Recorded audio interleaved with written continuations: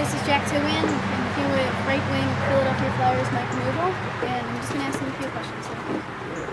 So you played 4 years at Michigan, and you got second team CCHA All-Star honors in 1994 and 1995, and NCAA West All-American team honors in 1995. How does it feel to be honors like that?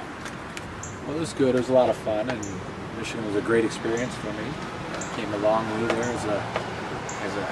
I got there as a kid, really pretty young, and on and off the ice. And I think I had a real chance to develop there and learn a lot about myself as a person, and develop and get my schooling out of the way. And hockey was a great thing, and it turned out very well. And our team had a lot of success. We never got the national championship, but we lost 3 times in the semifinals, and it was a great experience. And some individual awards come along with it, but we never got that big one as a team. Sometimes that's more important. But the first year that you got in the NHL, your team, the Red Wings, won the championship. What was that like? Well, that was a great experience. And, I was a young player, and coming in, I didn't get a chance to play a lot, but I got to watch, and sometimes that's a good thing for a young player to watch some of the older guys. And there were a lot of, a few Hall of Famers there, a few future Hall of Famers.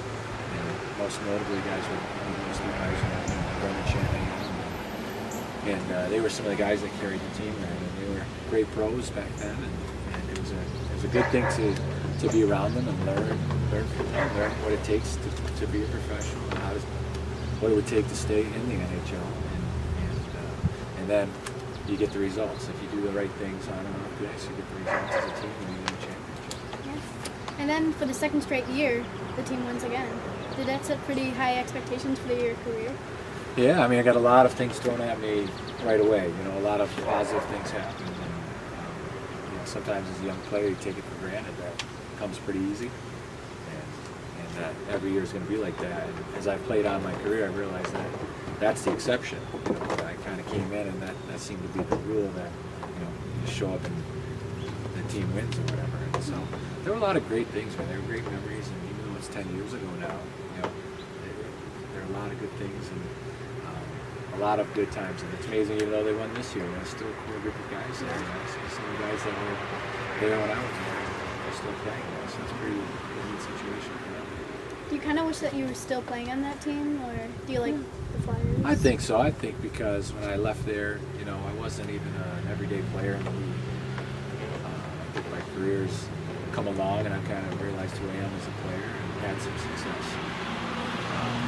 I'd like to have another shot at it. I'd like to play back here, just because we live here all the time. I finished playing hockey when I was in Grand Rapids, and it'd be fun to have another shot.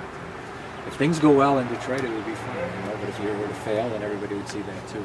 It's just kind of the risk you have to take. Well, after the Red Wings won, you got traded around a little bit, playing for 4 different teams. What was that like moving? Well, it's good. Going from Detroit to New York was hard. That's always your first trade, and that was my first trade. The first one's the hardest. That's where you feel a little bit, I guess like a piece of meat. Everybody's going to have that happen to them. That's part of the business. But I got a great chance to play in New York. I played with Wayne Gretzky in New York. Probably his last year in the league, and he was my hero going in. So it was an honor to play with him. And at the same time, I got a chance to play every day in the league and play every game and not worry about being out or a healthy scratch. And that somebody else would play in front of me. So I got a chance to play. And 2 years there was great. It was great to know New York City. It was great to live in New York City. That's a great experience for a person. Then to move up to Boston, I got, I was there 4 years, and 2 were kind of a struggle, and then 2, my career took a 180-degree turn and went the other way, for the last 2, where things really started to change in my career. And so, and I went to Philadelphia on my own. I was what they call an unrestricted free agent. I could sign with anybody. So I chose Philadelphia. So moving around is, it's good. It's a good thing.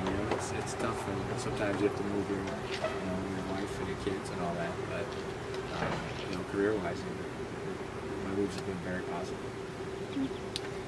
If you were to become a free agent right now, what team would you want to go to? I don't know. That's a good question. I think you learn things. You learn about cities as you go. You learn about organizations and who has a good chance to win. And you know, we talked about Detroit, like I said earlier, and Lafayette have a shot there sometime.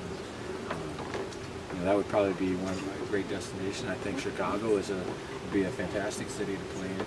You know, they have a really young and up-and-coming team.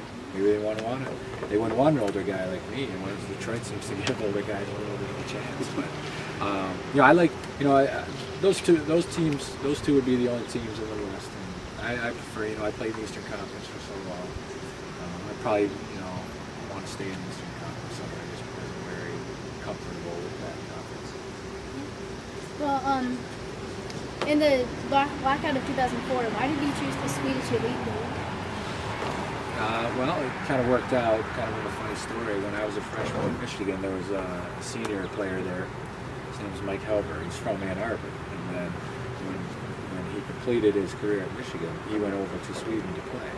And then the teams, they have certain levels that the teams are at, you know. And there's the big league that we played in, the Swedish Elite League, and then there's the All Swedish League, and then there's even a B level below that. So when he came in, they were on the B level, and he became a big scorer for them. And when you win in your league, you move up, and the bottom teams and the one above you will come down. So there's a chance to climb up the ladder, and the organizations can climb and build their teams if they can have success. So eventually they climbed up.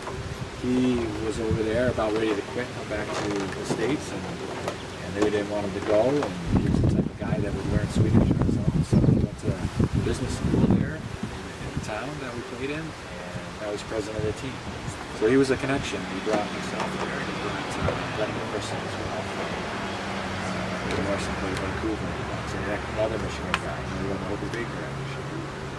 I don't know what year that was, 98, 96. But so we went over there, and that's kind of how we found our way there. It wasn't like a lot of North American players in Germany or Switzerland or something like that. So it's a little bit different. We were only allowed two non-European players. So we were the two non-Europeans. So it was an interesting experience. Well, how did hockey change for you and as a sport after the lockout season? I think the lockout year, I think players had two choices. You could go off and try and play somewhere. And whether that experience was positive or negative or a real difficult thing was, I guess, each player's individual, whoever went, their individual experience. And then you could stay home and just kind of wait everything out. I think the majority of players didn't think the lockout would last as long as it did. And you know, nobody thought they would ever cancel the season. That was the furthest thing. I know I went over to Sweden thinking, you know, we'll be here 6-7 weeks, have some fun, you know, get in shape, be ready to come back and play. You know, I was joining a new team, and I wanted to get off to a good start with them. So that didn't happen, you know, they canceled the season. But for my situation, with the Olympics being the next year, I got to stay active, play good hockey, have a good season, and then play for the U.S. in the World Championships in 2005. Had a good experience there, and that was kind of a stepping stone to the Olympics. And the next thing you know, you have a good start after the lockout, you're in the Olympic team. So that's kind of how that worked out. Wow, it's been an incredible honor to be on the Olympics. Yeah, it was a real big honor, especially when you don't think it's ever going to happen. Yeah. Well, after the lockout, you did really good as you had your career highs in goals, assists, and points. And were you just on that year, or what? Yeah, I think, you know, playing the year before helps, you know, and quite frankly, I mean, I got to play with Peter Forsberg and Sloan Gagne, who are, you know, I think people in Michigan are very familiar with Peter Forsberg from his days in Colorado, and maybe not so familiar with